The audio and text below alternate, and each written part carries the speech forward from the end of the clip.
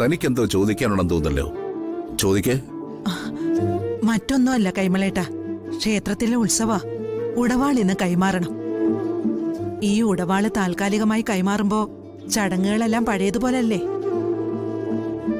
പുതിയതായി അവരൊന്നും പറയാത്ത സ്ഥിതിക്ക് ചടങ്ങുകളെല്ലാം പഴയ പോലെ തന്നെ ആയിരിക്കും.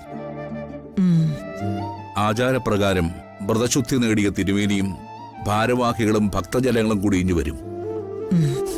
പണ്ടൊക്കെ ആനകളെ എഴുന്നള്ളിക്കുമായിരുന്നു. ഇപ്പോ അതിനൊക്കെ കോടതി വിലക്കുണ്ട്. അവരെല്ലാം കൂടെ വരുമ്പോ നമ്മൾ ഭക്തിയാദരപൂർവം വാൾ അവർക്ക് കൈമാറണം. അത്രയുള്ളൂ ചടങ്ങ്.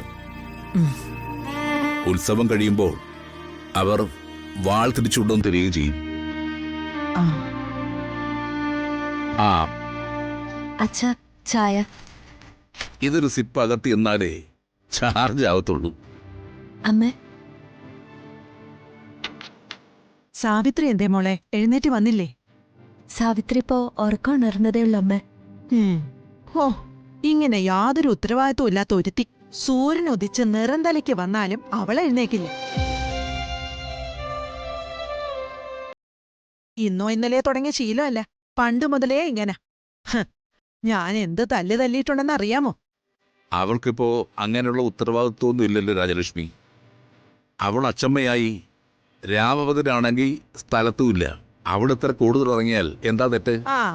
വന്നിട്ടുണ്ട് മകളുടെ ന്യായീകരണ കമ്മീഷൻ. ദേ, ഇങ്ങനെ ഒറ്റൊരാളാ ലാളിച്ച് മകളെ ഇത്രയും വഷളാക്കിയത്.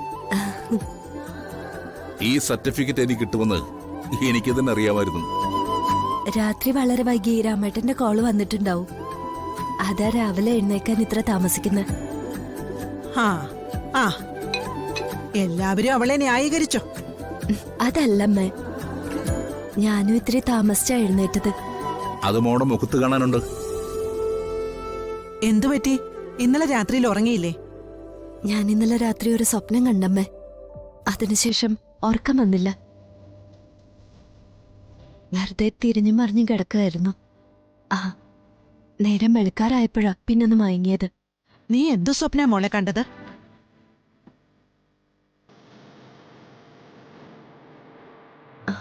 അത് ഇന്നലെ പാതിരാവായപ്പോ